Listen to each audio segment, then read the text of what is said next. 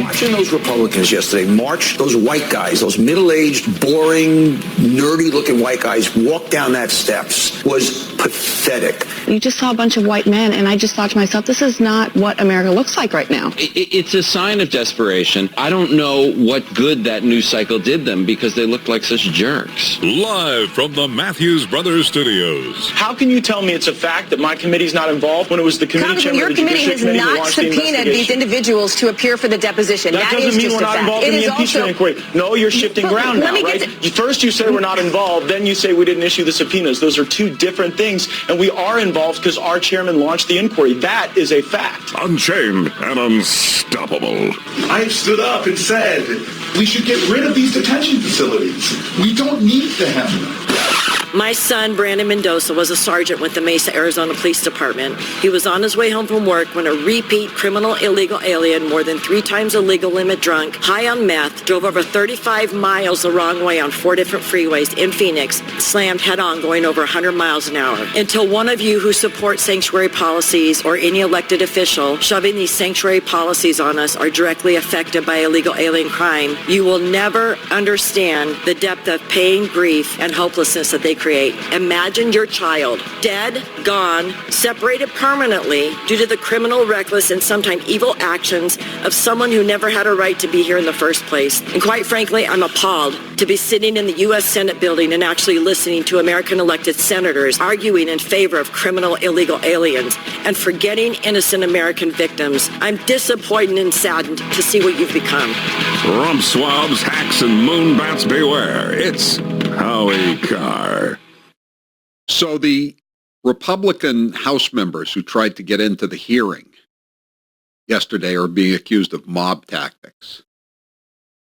But if a Democrat speaks out against an injustice, he or she or whatever the gender is speaking truth to power, is engaging in the exercise of his or her First Amendment rights. So I think the Republicans were just protesting the lack of due process here. We have a VIP here who's a lawyer, right? Used to be a lawyer, yeah. Isn't there something called the Fourth Amendment? You know, unreasonable search and seizure. The Sixth Amendment, the right to confront one's accuser, right? I mean, what happened to all those great constitutional protections? If the founding fathers hadn't written the Bill of Rights, there wouldn't be a United States of America, right? Because many of the states were skeptical that there weren't going to be these kinds of abuses of power like we've been witnessing on Capitol Hill the last few weeks. I'm sorry, I don't mean to sound like a civics teacher, but it bugs me sometimes when I watch this stuff going on day after day. And Adam Schiff, what an embarrassment he is to the town of Framingham, which I live too close to comfort to. That's where he was born.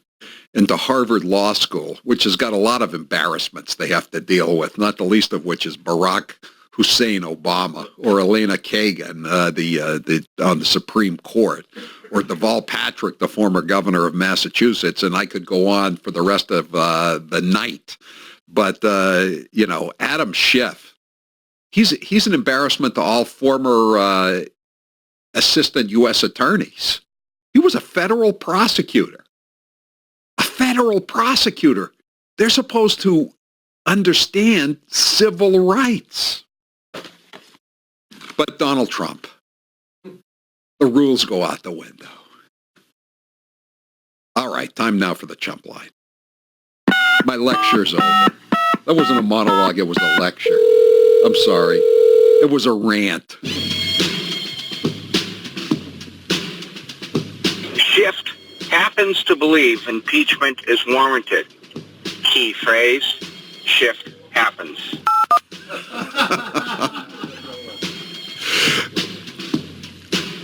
texters, callers, emailers ask me, Howie, why don't you do what some of the other talk show hosts do and call him Adam Piece of Shift?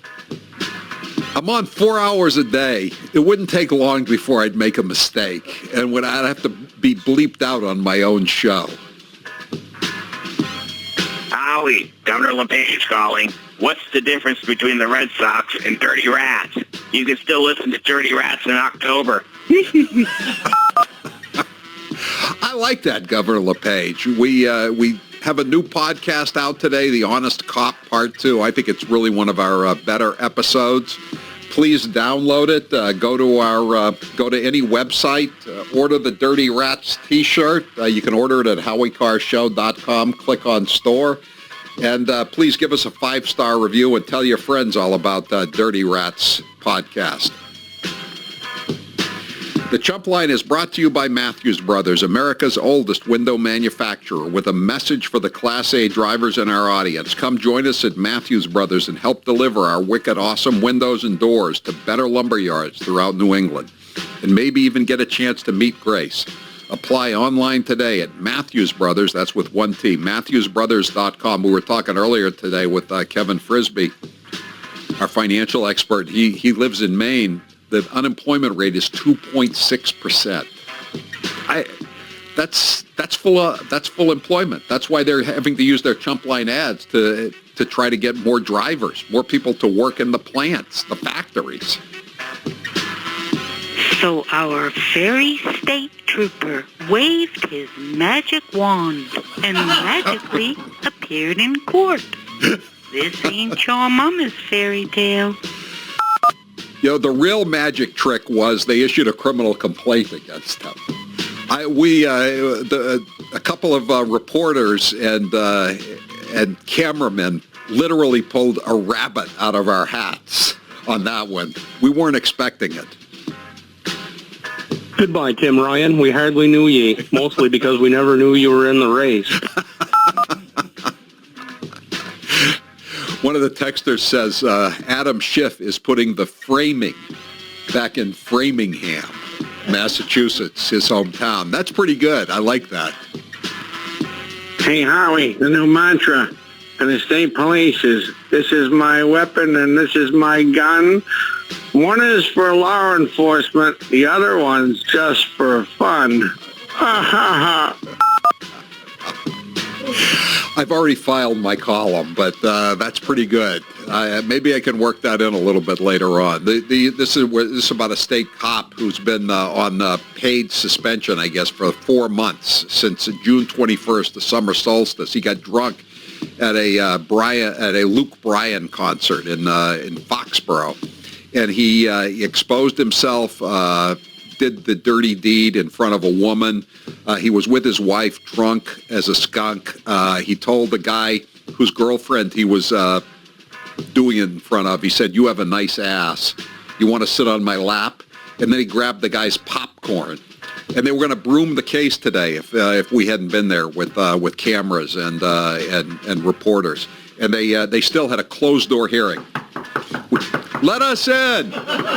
Let us in! In the halls of justice, the only justice is in the halls, but they did issue the criminal complaint, so we're happy. We'll talk more about it later. Hey, Howie, would you like some Johnson with your popcorn? At least the Trooper Patterson didn't pull the popcorn trick on. We all know what the popcorn trick is, right? In the movie theater. Guy tried that, a city councilor tried that in Boston a few years back, and he ended up picking his teeth off the floor of the movie theater. Yes, it was thunderous. Governor Patrick calling. Yesterday, you were trying to choose between the gallows and a firing squad. Considering your history, shouldn't the real choice be C4 basketball or trunk of my car? We're going to be fine. Yeah. A local governor and a Speaker of the House once speculated about putting me in the trunk of a car. This was on the radio. And then a local gangster whose brother was the state Senate president, he had gotten some C4 from an crooked FBI agent. He was going to put some in a basketball, and I was going to pick up the basketball. Fortunately for me, a brother of one of the gang members lived behind my house and sort of damaged his property values. So that's why I'm here. DeLeo, Baker, and Spilka walk into a meeting. That's it. I don't know what happens because they won't tell us. That's a Herald story today. They refused to release all their emails, the governor, the speaker, and the Senate president. I'm more interested in knowing what they how they spent all that money on restaurants. They've spent literally tens of thousands of dollars in the little town of Winthrop, north of Boston. Guess what the hometown of the speaker is? Winthrop. You know, Howie, the first time you talked like this, it was funny. But now it's just lame. And you sound like an idiot. I only do it occasionally. Welcome to the 2020 inauguration. Here we see Trump about to place his hand on the Bible, but what? What is it? What's this? It's Bernie Sanders, and he has a steel chair.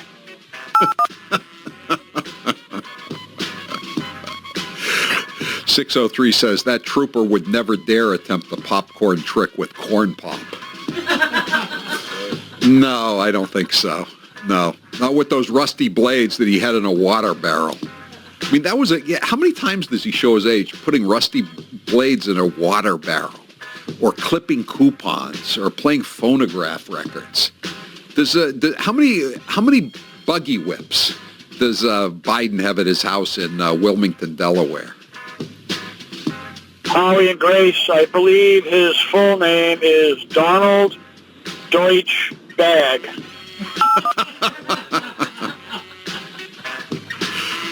Yeah. Brandon asked me if that one was okay, and I did the thumbs up.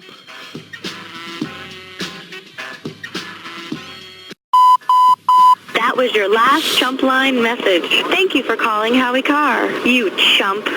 All right, that's it for the Chump Line today. The Chump Line is the recorded voicemail message service of the Howie Carr Show. You can call and leave a message at any hour of the day or night, including weekends. The Chump Line number, if you'd like to leave such a message, 844-500-4242. That's 844-500-4242. Press 2 for the Chump Line. Leave your message. We may or may not play your message at this time each weekday. The Chump Line is brought to you by Matthews Brothers, America's oldest window manufacturer, with a message for the Class A drivers in our audience. Come join us at Matthews Brothers and help deliver our wicked awesome windows and doors to better lumber yards throughout New England. And maybe even get a chance to meet Grace. Apply online today at Matthews Brothers. That's Matthews Brothers with one T. MatthewsBrothers.com. Hey, Howie, the new mantra for the state police is, this is my weapon and this is my gun. One is for law enforcement. The other one's just for fun. Ha, ha, ha. I think that's from Full Metal Jacket, right? I'd forgotten that, but a texter pointed that out. Pretty good line caller. All right, we'll be right back. I'm Howie Carr. 844-500-4242. Someone says that that line, this is my rifle, this is my gun, you know, that was in basic training, and it was banned during the Clinton regime. I mean, if anybody knew about using something for fun, using your gun for fun, I mean, it would be Bill Clinton, wouldn't it? I mean, he got into trouble trying to use his gun for fun. What a killjoy, huh? 844-500-4242. Did you know on average a burglary happens once every 23 seconds in the U.S.? That's why Simply Safe's video verification technology helps police get to your home up to 3.5 times faster. Get free shipping and a 60-day money-back guarantee at simplysafehowie.com. That's simplysafehowie.com. Matt, what's the poll question? What are the results thus far? So which congresswoman is more obnoxious, AOC or Ayanna Pressley? You know, I know people are complaining that where's Ilhan Omar? Where's Rashida Tlaib? Where are the naked pictures of Katie Hill? And by the way, have you seen she has a tattoo of an Iron Cross? An Iron Cross. Didn't the Nazis give those out, among other Germans? But we only had, we were talking about the Zuckerberg hearings yesterday, and Katie Hill was in a throuple somewhere, or a throuple, and Ilhan Omar was jetting off for on a love nest weekend with her married boyfriend to Jamaica, and Rashida Tlaib was with her grandmother, the free bird, in Palestine. So we only had room for two. So I'm voting for AOC. 76% would agree. 76%. All right. 844-500-4242. Ed, you're next with Howie Carr. Go ahead, Ed. Yeah. I just want to make a comment about Ship. Yes. And his secret meeting down there. Million people need to go there and drag him out of the basement and take him around the street and tar and feather. No, we don't want to do that. By the way, I would prefer not to call it a kangaroo court, because some of us of a certain age, that brings back memories of Captain Kangaroo and Mr. Green Jeans and Snidely Whiplash. People like it's pleasant memories. This is a star chamber. What's going on here? These are people are vigilantes, and not in the good sense of the word. They are, like, as Donald Trump said, a lynch mob. They're stringing him up without a fair trial, without due process. And again, the recurring question comes here: if they really had a smoking gun, if the noose, as they like to say, was really tightening, if the walls, as they like to say, were closing in, why wouldn't they want this be on live TV 24/7? Why wouldn't they want this on a loop, on every channel, all through the day and the night? There's only one reason you keep something off TV. It's not ready for prime time, as they say. And this is not ready for prime time. This is not ready for an indictment, let alone a full trial. Thanks for the call, John, or Ed. Cody, you're next with Howie Carr. Go ahead, Cody. You there, Cody? Yeah, I'm here. Go ahead. So I wanted to know your opinion on Donald Trump and if you think they're going to impeach him or what. I think they're going to try to impeach him, but I don't think it's working. The more they go through this charade, the higher his poll numbers go. The Democrats are getting worried. Whether you think Biden's the front runner or Warren's the front runner, the Dems got problems. They need a new candidate. And I don't mean Hillary Clinton either. I'm Howie Carr. 500-4242. ICE is in the news again today, especially here in the New England area. Harvard students triggered after paper contacts ICE. The Harvard Crimson. It's probably one of the best student-run newspapers in the country. They break a lot of stories, really. They act like a real newspaper.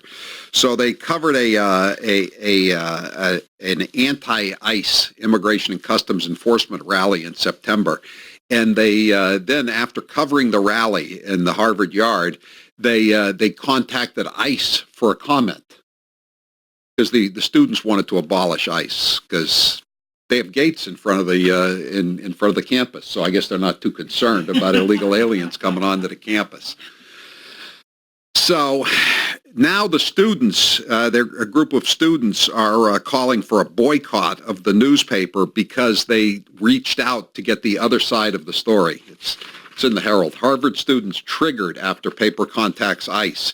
And then in a second story today, the Chief Justice of the state's highest court is, quote unquote, strongly urging ICE, Immigrations and Customs Enforcement, to stop arresting and deporting criminal defendants in state courts and interfering, quote unquote, with the state criminal justice process, in a letter sent to the Boston field office of ICE yesterday. And the SJC Chief Justice, Ralph Gantz, and another judge, They listed 5 examples from Middlesex County and 7 examples of Essex County where ICE had picked people up before they could, illegal aliens, before they could be tried. Among the cases, they cited deportation of suspects in child rape, drug trafficking, and armed assault to murder cases who were removed from the country before they were prosecuted. But I want to put Todd Lyons on. I can respond to some of this, and he can respond better than me, though, of course. Todd Lyons, thanks for being with us here on the Howie Carr Show. Hi, Howie. Thanks again for having me on. Can you imagine the audacity of those Harvard students trying to get both sides of a story before they put it in the newspaper? And you know, the best part of that whole story is that ICE couldn't be reached for comment. And I don't know what they thought was going to happen. Just, because I've spoken to you a lot. I've spoken to a lot of outlets, and we are more than willing to talk to anybody so we can get our side of the story. Right. But nobody can tell me one time where a news organization has tipped off my officers where we've gone to a rally and arrested someone. It's absolutely ludicrous to think that these students are bothered by the fact that their paper, which, like you said in your opening, is a great newspaper, and they actually do real journalism work. Yeah. That you would think they would appreciate the fact that they were on both sides of the story. But when do we ever think we'd wake up and to think that an organization would be, ridiculed and mocked for not getting both sides of the story? It's mind-boggling. And I'm actually calling you from D.C. I'm down here at our headquarters, and that was our big conversation today, the fact that the one time we don't comment, and now it's an uproar that there's some just crazy tip-off. We were going to have some massive raid at Harvard University. It's unreal. And then we come down here to this case of Ralph Gantz, the Chief Justice of the Supreme Judicial Court. That's the Supreme Court of Massachusetts, and the trial court Chief Justice Paula Carey asking ICE Acting Field Office Director Marcos Charles to confirm in writing that ICE will stop its practice of removing Democrats. Why did I say? Boy, talk about a Freudian slip. Defendants pending trial. The VIPs like that. That really was a Freudian slip. That was not done on purpose. But I just want to get your reaction to this, Todd. Among the cases, this is in the Herald too, the judges cite deportation of suspects in child rape, drug trafficking, and armed assault to murder cases who were removed from the country before they could be prosecuted. I guess what they're trying to suggest, Todd, here is that somehow these guys would have the book thrown at them for committing these atrocious crimes if they'd been allowed to stay in the country. But I'm glad you got rid of them and got them out of the country before the cases could be broomed or they could plead guilty to jaywalking and be put back out on the street. Well, one good thing, Howie, is you give me the chance to come on and talk about the good work that the men and women of ICE do. And while those cases they brought up, and, we're going to have a meeting, I'm sure, with the SJC, which we look forward to because we want to be good partners with all of our law enforcement partners, including the courts. We'll talk about all of them, but at the same time, it's very hard to work with any other entity or law enforcement agency or anywhere in the criminal justice where you don't have a guarantee you're going to get that person back. And the one case I can cite all the time was the poor BC student that was raped. That was by an Uber driver. That person was elected. Yeah, by the Uber driver who was a drug dealer and an illegal alien from the Dominican Republic, as I recall, a gangbanger. Exactly. And, that's still one of those cases that just stuck in our craw that just, hey, we would love to work with everybody, and we want to make sure that justice is afforded to everyone, and we want to see justice for victims as well. But if there's a chance where someone's going to be let go or we're never going to see them again or skip out, you and I have talked plenty of times about just the mass amount of fraudulent IDs, the fact how people can skip out and assume a new identity the next day. With the lack of cooperation with ICE in Massachusetts and all in New England, it's hard for us to have that. It's almost like Charlie Brown in the football, right? People say they want to work with us. Hey, great, but people pull the football all the way right when we go to kick it. We want to be that good partner and help, but we just want some type of assurance that we're going to be able to execute our federal law enforcement job when this is said and done. We like I said, we want to help and B, make sure that we're good partners, that we're making sure that everyone is getting the justice that's given to them. However, if there's a chance that this person is going to disappear in someone else's community and do this again, we have to take a strong look at that. And Todd, you know this, again, you know it better than I do, but a lot of all these illegal aliens that have committed these horrific crimes, they all have public defenders, and the public defenders all know the playbook, and they go in before these bleeding heart judges, which is most of them, let's be honest, and they say, if my client pleads guilty to these charges or is convicted of these charges, he's going to be deported. So why can't he plead guilty to a lesser charge so he can remain in the country, right? I mean, and so that's an excellent example, Howie.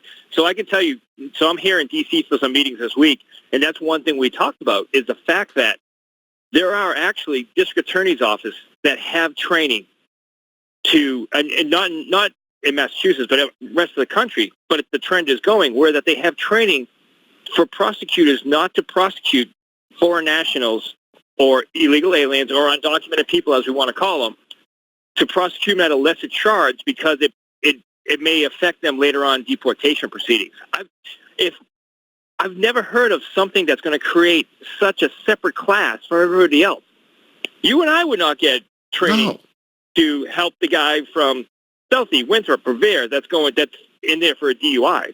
But someone that's from Russia, Guatemala, Hungary, who has a DUI that's on a visa, well, let's look at a lesser charge that we can charge him with so he won't make him deportable. It's mind-boggling. Well, look at that case in downtown Boston a couple of years ago. This guy he was a homeless illegal from Africa somewhere, and he robbed two banks in downtown Boston with a gun, and they said that he's going to be deported if you give him hard time, a federal sentence. So they put him in the House of Correction, let him plead it down. The guy does 7 months for two armed bank robberies, gets out, and then slashes the throats of two anesthesiologists in South Boston, both of whom, incidentally, were immigrants themselves, one from Colombia, one from the United Kingdom. And they would be alive today if this guy had been treated just like an American citizen, right? Absolutely. And you and I have talked before again about how the immigration laws are set forth by Congress. They've been on the books since 1956. This is what we have to do. This is what we have to enforce. And we have to enforce it across the board, no matter who you are.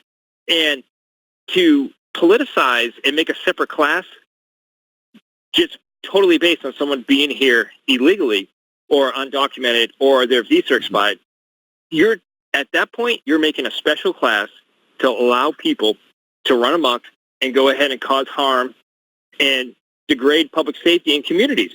And just like you said, the two people who he murdered were themselves legal immigrants who came here lawfully. So, anesthesiologists, people who were contributing members of society that just bought a condo in Andrew Square in an upcoming area of South Boston, right? And they're dead. Absolutely. Absolutely. And then when you think of any type of political entity or political figure that wants to lower the crime rate in an affluent area where you're trying to bring up property value, you would think that you would want to allow another federal law enforcement agency to contribute to that type of public safety effort. But again, we're creating a separate class by not allowing ICE, whether it be HSI or ERO, to do their job fully. It's just really something what you guys are up against. And what about the 14th Amendment to the Constitution passed after the Civil War? It's supposed to guarantee equal protection under the law. Where is the equal protection for legal aliens and U.S. citizens as opposed to illegal aliens? Yeah, and that's really a sad thing that gets overlooked a lot nowadays, especially with the whole abolish ICE movement or a lot of the political rhetoric that is out there, is that now you're turning your focus on actual hardworking men and women, federal law enforcement that are out there putting their lives on the line every day for a certain agenda that you're trying to push, where your actions as a leader could actually harm your own community. It's totally just bizarre world, for lack of better terms. I know, and all those illegal alien rapists in Montgomery County, Maryland, down where you are today. I mean, I think in almost every case, if not every case, they were raping and abusing young women who were members of the same community, the immigrant community, illegal or otherwise, right? You know, and absolutely, and that's one of those. You hear a lot of organizations and a lot of political figures talk about the chilling effect of ICE. Well, the chilling effect of ICE is because they're portraying us as these evil Nazi stormtroopers breaking up families and ruining communities, where the same people that they're allowing to commit these crimes by not letting us do our job are going right into the immigrant community and preying upon them because they're being told that ICE can't help you. There's 1,000 ways that DRO, HSI can help the immigrant community, but we're being portrayed in such a negative light that it's just hindering public safety and hindering law enforcement. Yeah. Todd, we appreciate you taking time out from your trip to Washington to speak to us. Todd Lyons, he's the acting field office director of ICE, Immigration and Customs Enforcement's the ERO unit here in Boston. And I'll see you in Harvard Square, Todd, with crimson and triumph flashing. We'll make a trip to there. For all the millennials, we'll take a selfie there. All right. Thanks, Todd Lyons. I appreciate you being with us.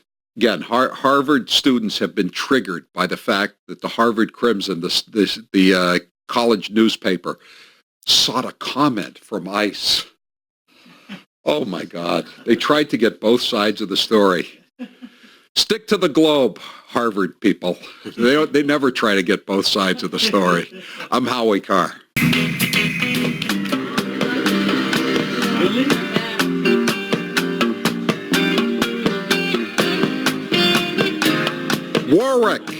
Warwick, you're next with Howie Carr. Go ahead, Warwick. Hey, how are you? Good. Hey, I'm here. I'm neither a Democrat nor a Republican. I really don't stand to to wave a flag for Democrats or anything like that. But I am sitting here. I'm not at all a Trump supporter. But one thing that's been troubling me for the term he's been in office is the total flip flop of Republicans from having morals to not having morals, and to totally wave the Trump flag. So as we're going into this 2020 election year, you mean as opposed to the morals of, say, Katie Hill?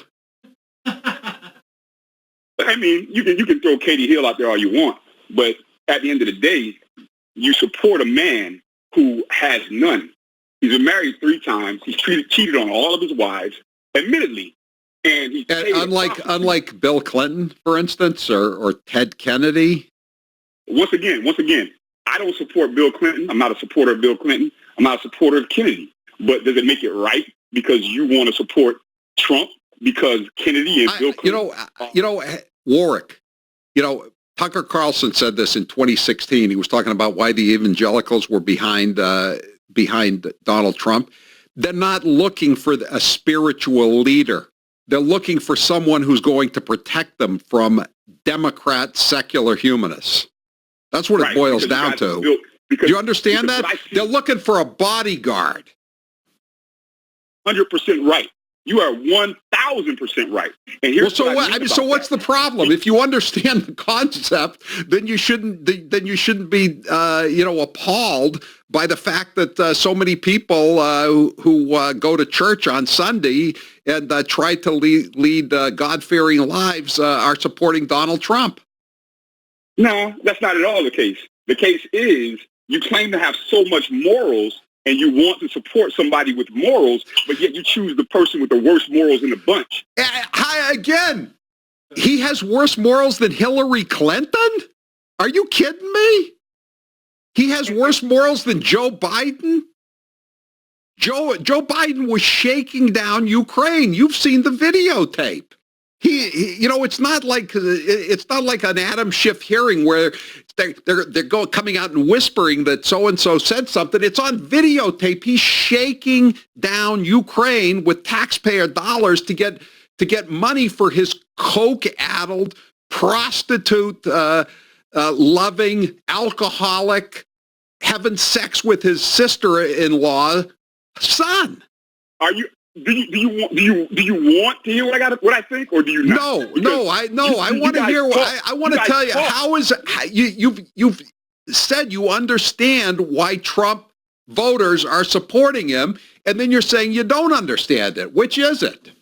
No, because you didn't let me answer the question. You're not a prosecuting attorney. You have to give me a chance. I play one on TV though. So I'm giving you a reason. I'm giving you a reason of why I did so. You can't cut me off in the middle of my thought process. Okay? So the reason why you guys support Trump is because you lead everything by fear. Everything you lead is by fear. I just listened to you make a statement about Montgomery County and the illegal aliens being all rapists and gangbangers. Just 11 of them that have been arrested since July 25th. And then not to mention the two who killed the FBI agent and the fire marshal last year that Mary Ann Mendoza was talking about. Thanks for the call, Warwick. Call again. I'm Howie Carr.